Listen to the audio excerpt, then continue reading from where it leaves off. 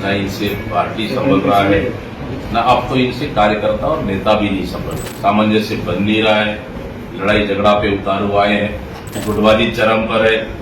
अब जो वीडियो आपने देखा वो छत्तीसगढ़ कांग्रेस कमेटी के अध्यक्ष दीपक बैज का है। उन्होंने अपने सोशल मीडिया पर वीडियो साझा करते हुए बयान दिया था कि छत्तीसगढ़ में सरकार जो चल रही है उनका असली चरित्र मुंह में राम बगल में छुरी जैसा है। यह टिप्पणी तब की गई है जब कांग्रेस राष्ट्रीय, राजकीय और नगरीय तीनों चुनाव हार चुकी है। एक अच्छे विपक्ष की उम्मीद जो छत्तीसगढ़ की जनता उनसे लगाई थी उसमें भी शायद अब वो खरी नहीं उतर पा रही है, और इन सब के बाद भी कांग्रेस के अंदर से लगातार अंतर्कलह की गूंज सुनाई देती रहती है। ऐसे में जहां पार्टी को एक मजबूत विपक्ष बनकर जनता के मुद्दों को उठाना चाहिए, वह आपसी आरोप प्रत्यारोप की होली खेल रहे हैं। राज्य में क्राइम का ग्राफ बढ़ता जा रहा है, महिला सुरक्षा के अच्छे दिन दूर दूर तक नदारत हैं और रोजगार की तो बहार है छत्तीसगढ़ में। कभी शिक्षक सड़कों पर हैं, कभी विकलांग जन तपती गर्मी में पुलिस की बर्बरता का शिकार हो रहे हैं, लेकिन विपक्ष व्यस्त है और सत्ता पक्ष मस्त है। आपने वीडियो तो देख लिया, अब इसके पीछे का पूरा मामला आपसे साझा करते हैं। नाम हमारा आशीष गुप्ता और आप देखना शुरू कर चुके हैं NH 24/7 digital. Bharatiya Janata party ने छत्तीसगढ़ में मंत्रिमंडल विस्तार को लेकर कांग्रेस के प्रदेश अध्यक्ष दीपक बैज पर निशाना साधा है। भाजपा के प्रदेश प्रवक्ता केदारनाथ गुप्ता ने कहा कि कांग्रेस में आपसी लड़ाई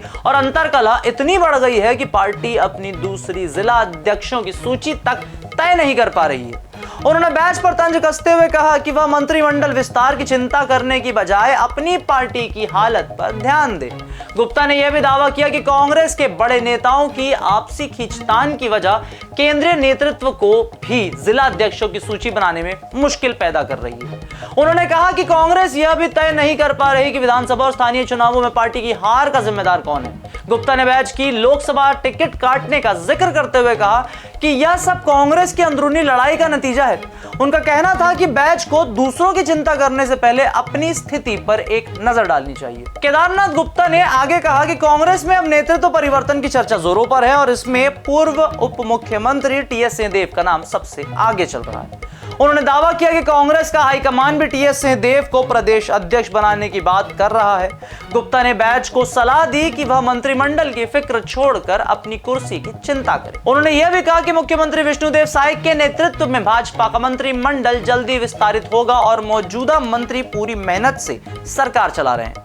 गुप्ता ने दावा किया कि भाजपा की सरकार जनता तक हर सुविधा पहुंचा रही है, जिसकी वजह से पंचायत से लेकर संसद तक पार्टी का झंडा बुलंद है। उन्होंने बैच से यह भी कहा कि वह कांग्रेस की अंदरूनी समस्याओं पर ध्यान दे ताकि उनकी पार्टी को कुछ फायदा हो सके।